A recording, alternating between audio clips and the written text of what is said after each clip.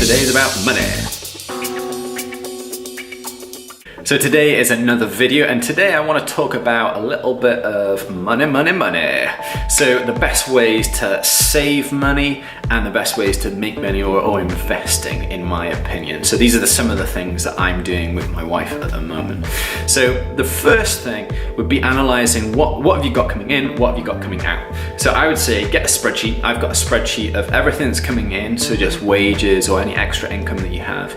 Money going out, so that'd be everything from bills to subscriptions to mobile phone, like literally list everything so you have a really good idea with how much money you have to play with.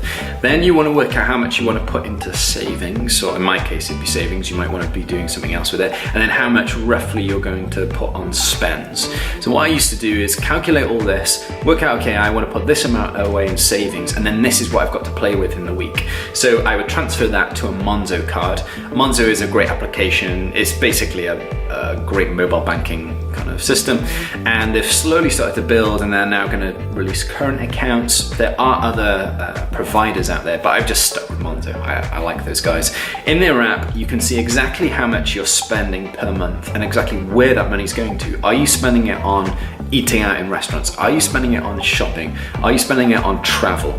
And it gives you a real good breakdown of like, okay, I have all this money and it's disappearing, but where is it going? So Monzo is definitely something along the lines of Monzo is definitely worth getting out. So that's the first step. Analyze what you've got coming in. Be really strict. So don't just, okay, I'm going to spend until it hits zero.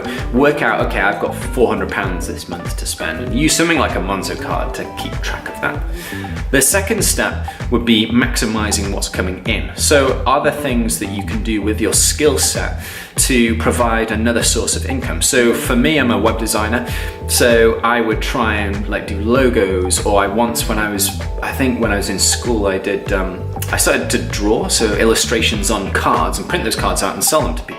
So you can start really small. You can start a card business, or you can start web designing, building sites for people. You could start doing consultation.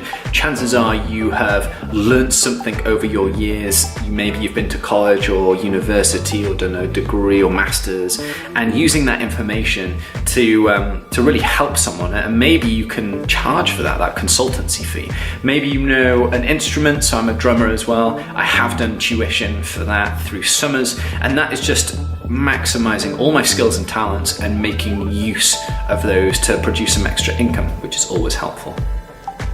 So once you've kind of looked at the extra income kind of stuff that you can do, you might realize that you're running out of time to do that. A lot of things kind of cost.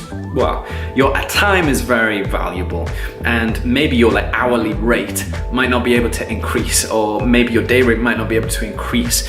But what you could do is look at things that don't necessarily need your time and attention. So for example, stocks, shares, investing in things like cryptocurrencies. So we've just recently invested in some cryptocurrencies. Cryptocurrencies are basically internet money, so Bitcoin and Ethereum as well. There are some others out there. So we decided to invest in Ethereum, and it's a case of just turn off all the notifications. So we're using eToro. Turn off all your notifications, make sure you're not kind of watching it hour, days, seconds, minutes, because you will go crazy.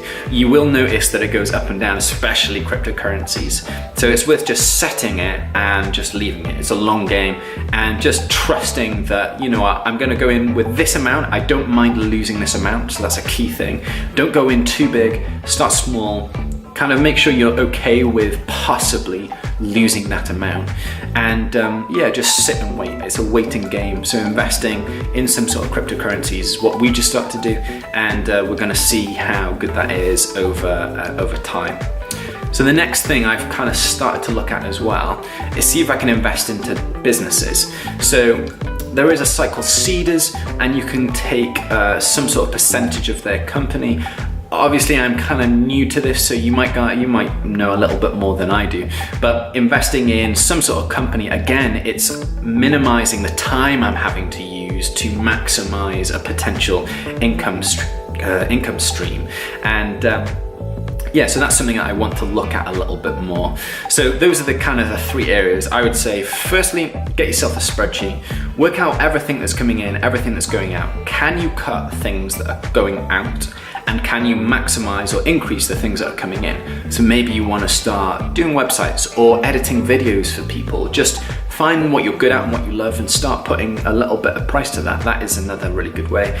Then finally, think about things that you can invest in that don't require your time. So think about maybe cryptocurrencies might be something you want to invest in, or you might want to invest in companies. And that kind of mindset is definitely going to improve the amount of hours that you're going to have to spend kind of making that money. So that's a real good breadth.